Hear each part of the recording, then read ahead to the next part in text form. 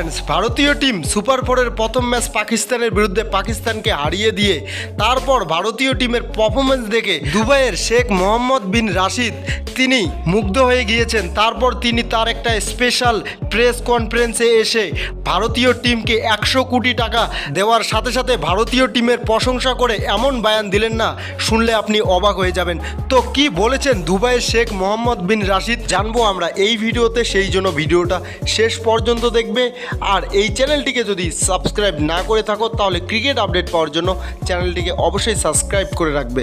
তো ফ্রেন্ডস, ম্যাচের কথা বললে ভারতীয় টিমের ক্যাপ্টেন সূর্যকুমার যাদব টসে জিতে ফিল্ডিংয়ের সিদ্ধান্ত নেয়, কিন্তু আরও একবার পাকিস্তানের মতো ঘাটিয়া টিমের ক্যাপ্টেনের সাথে হাত না মিলিয়ে সূর্যকুমার যাদব ডাগ আউটে চলে যায়। তারপর ব্যাট করতে আসে পাকিস্তানের দুই ওপেনার শেহজাদা ফরহান এবং ফখর জামান।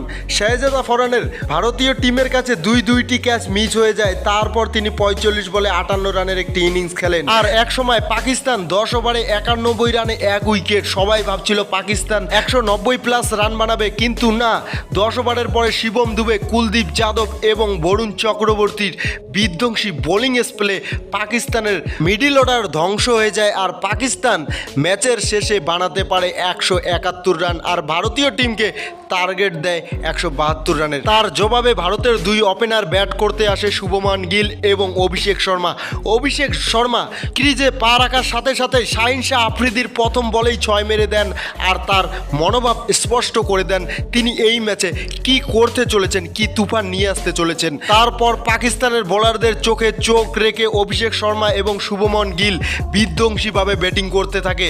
শুভমন গিল 47 রানের ইনিংস এবং অভিষেক শর্মার 39 বলে 74 রানই যথেষ্ট ছিল পাকিস্তানকে ব্যাকফুটে ফেলে দেওয়ার জন্য। তারপর ভারতীয় টিম 6 উইকেটে ম্যাচটি জিতে নেয়।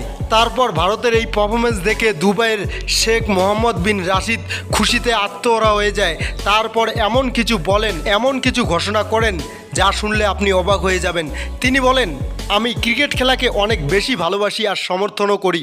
আজকে ভারতীয় টিম যা পারফরমেন্স করেছে পাকিস্তানের এগেনস্টে সেটা প্রশংসার যোগ্য, বিশেষ করে অভিষেক শর্মা। এই ছেলেটার ব্যাটিং দেখে আমি পুরোপুরিভাবে মুগ্ধ হয়ে গিয়েছি। আর দুবাই সবসময় ভারতের বন্ধু ছিল। আর আজকে ভারতীয় টিম যা পারফরমেন্স দেখিয়েছে তাতে বোঝা যায় ভারতীয় টিমের মনোযোগ কতটা রয়েছে আর তারা পরিশ্রম কতটা করে, আর তার সাথে ক্রিকেটের প্রতি তাদের শ্রদ্ধা কতখানি রয়েছে। আর দুবাইয়ের মানুষ সবসময় ভারতকে বন্ধু মনে করে আর দুবাইয়ের মানুষ সবসময় ভারতের পাশে থাকবে। আর এই ম্যাচ দেখে আমি অনেক খুশি হয়েছি, এই জন্য আমি ভারতীয় টিমকে 100 কোটি টাকার উপহার দিতে যাচ্ছি। তো বন্ধুরা, এই কথা বলেছেন দুবাইয়ের শেখ মোহাম্মদ বিন রাশিদ। তো তার বয়ান আপনার কেমন লাগলো অবশ্যই আমাদেরকে কমেন্টে জানাবেন।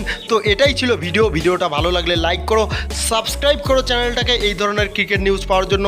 ধন্যবাদ।